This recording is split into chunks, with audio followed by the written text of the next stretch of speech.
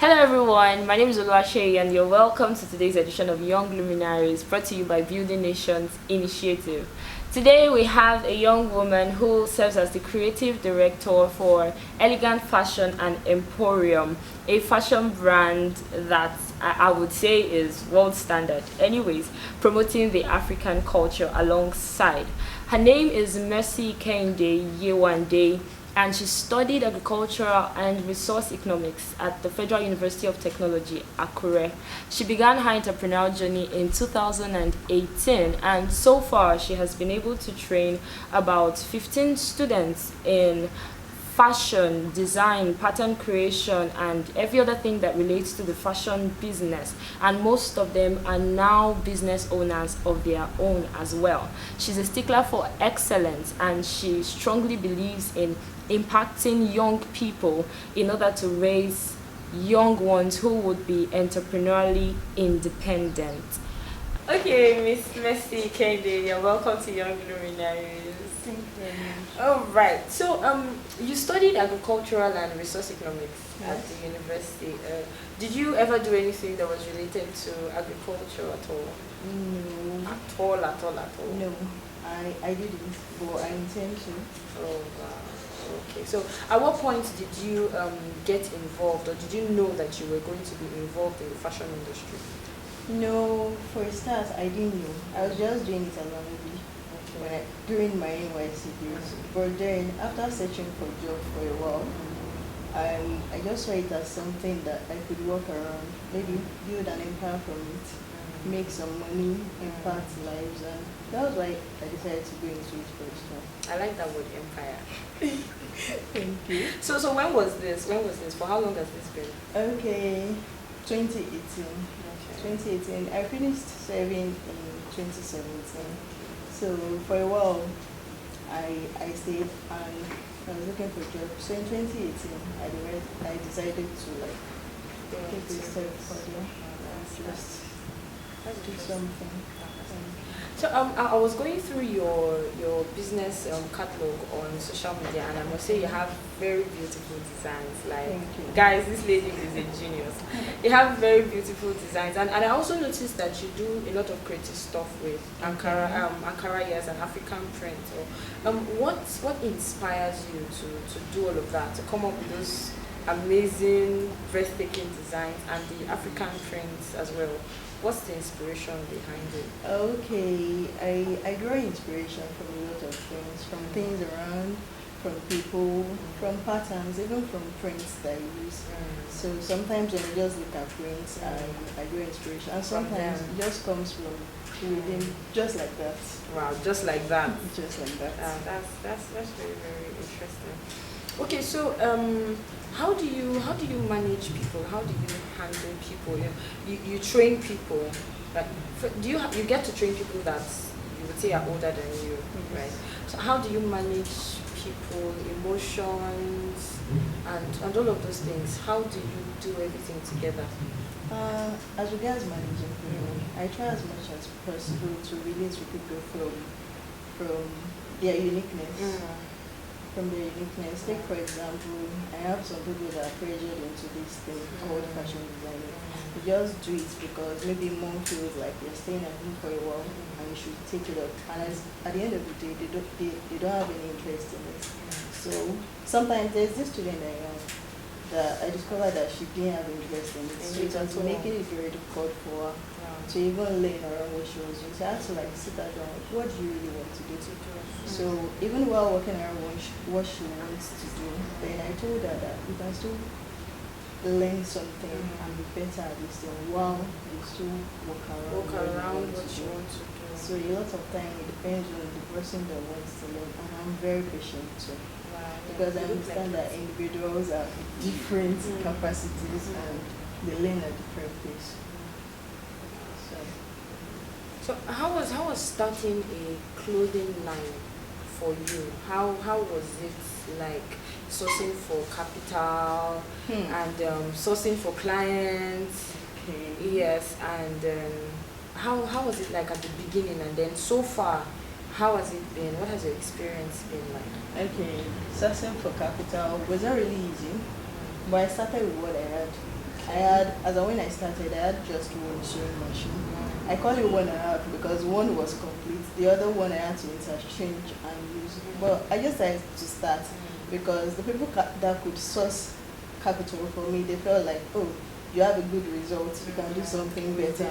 But I felt like, oh, this thing, I can make it work.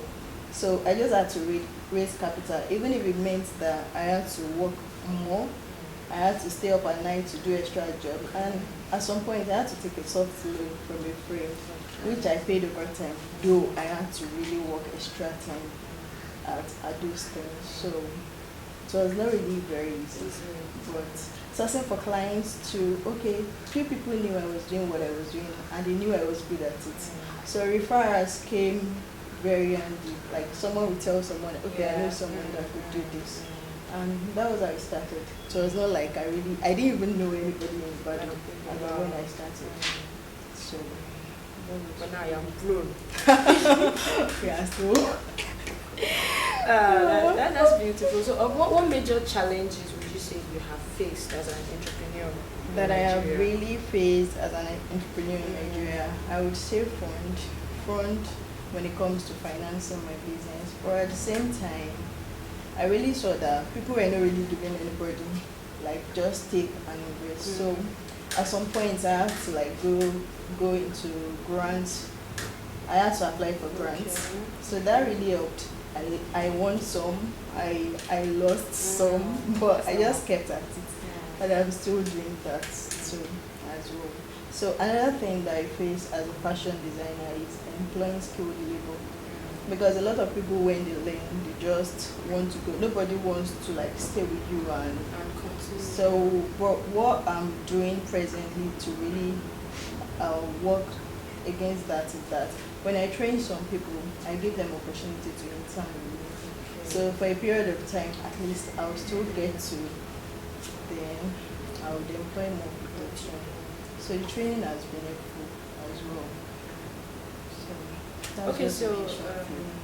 what would you say stands you out? There are so many fashion designers in Africa. Like, I don't even know if we can place a number to that. So what would you say stands you out? What stands Elegant Fashion and Emporium out as a fashion brand in Africa? Okay, in Africa, I would say our work. We are really committed to giving excellence. Like when we design for people would be like, oh, I love the detail, I love the finishing, I love the excellence. So the watchword for me, for everything I do, my people know is excellence. You just have to do it and do it well. There is no shortcut to doing what we do at all. You just have to do it. Then I try as much as possible to build a very good relationship with my clients. I keep them very close. Okay, this is, and one thing that we don't do is we don't disappoint. So I try as much as possible not to take more than what I can do per time. If I have to take it, it's either I'm getting more people to do it, or I'm not taking it at all, or we work around a deadline that is convenient for both parties. Because I realized that they said tailors, the next thing after tailors is disappointment. It is not. It is. Seriously. So I try as much as possible that this brand, I don't want it to be associated with that disappointment at all. So that thing, when people realize that when I give them a date, and at that date they can come and pick it up, and even if I do deliver faster than the date, I'll put a call through that, okay, we are ready, you can come over. So I think that goes a long way. So excellent. That's wonderful. So finally, before we wrap this up, where do you see your brand internationally within the next decade? Okay, internationally, I see Elegant Fashion and Emporium as an established brand in different cities across Africa, say Ghana, South Africa, in Europe, London, Paris. And we are taking steps to achieving that by leveraging the technologies, internet, and I can see as of now we are building relationships and selling beyond the borders of Nigeria. So it's not like we're just wishing that in 10 years we just jump. So we are taking steps to achieving that as well. right, thank you very much, Miss Yewande Kehinde, for being our guest today on Young Luminaries. It was really interesting having you. Thank you very much for coming. Thank you. Okay, so if you have been looking for a fashion designer who doesn't disappoint, we've presented one to you today. Thank you for staying tuned. Don't forget to subscribe to Building Nations Initiative YouTube channel, and don't also forget to click on the notification bell below so that you'll receive notifications for each video we upload. Thank you very much and see you next time. Bye.